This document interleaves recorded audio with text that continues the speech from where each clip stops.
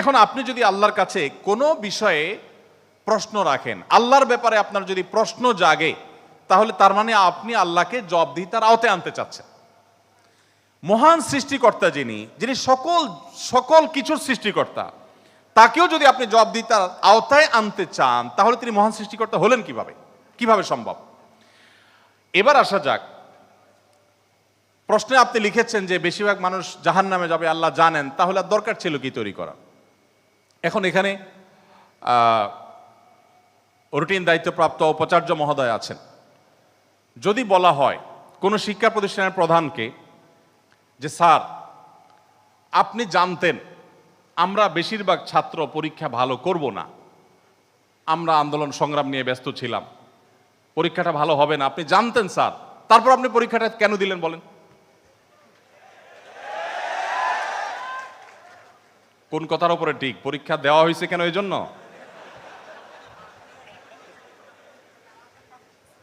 এই প্রশ্নটা যদি করা হয় কোন শিক্ষা প্রতিষ্ঠানের প্রধানকে যে স্যার, বেশিরভাগ ছাত্র আমরা ভালো ছাত্র না, ভালো ছাত্র সবসময় কমই থাকে সংখ্যা, এটা আপনি জানেন স্যার, তারপর আপনি পরীক্ষাটা কেন নিলেন?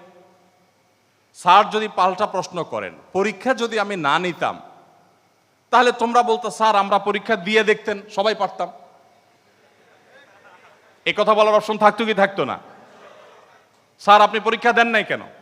আপনি দিতেন, দেখতেন আমরা কি পরিমাণ যোগ্য, কি পরিমাণ পড়াশোনা আমরা করেছি, আন্দোলন করেছি, তাতে কি হয়েছে? পড়া পিছিয়ে নেই আমরা, সব ক্ষেত্রে আগে আস, এর ফাঁকে ফাঁকে আমরা পড়ালেখা করেছি।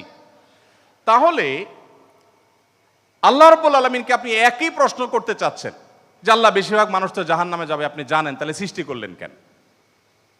এখন মানুষকে যদি আল্লাহ তাআলা এই অনুভূতি শক্তি তার সৃষ্টির আগেও দিতেন, তাহলে মানুষ তো বলতো আল্লাহ ফেরেশতাদের তৈরি করেছেন, জিনদের সৃষ্টি করেছেন, আমাদেরকে কেন সৃষ্টি করে ইচ্ছা শক্তি দিলেন না? তাহলে আমরা একটু দেখাই দিতাম। আপনি এই প্রশ্ন তো আল্লাহকে করতে পারতেন। মূলত এই সমস্ত প্রশ্নের গোড়ায় গলত আছে। দেখুন, আল্লাহ রাব্বুল আলামিন যখন মহান সৃষ্টিকর্তা, আপনি একটি পুতুল তৈরি করেছেন মাটির, দুটি পুতুল তৈরি করেছেন, একটি পুতুল আপনি রেখেছেন, আরেকটি পুতুল আপনি ভেঙে দিয়েছেন।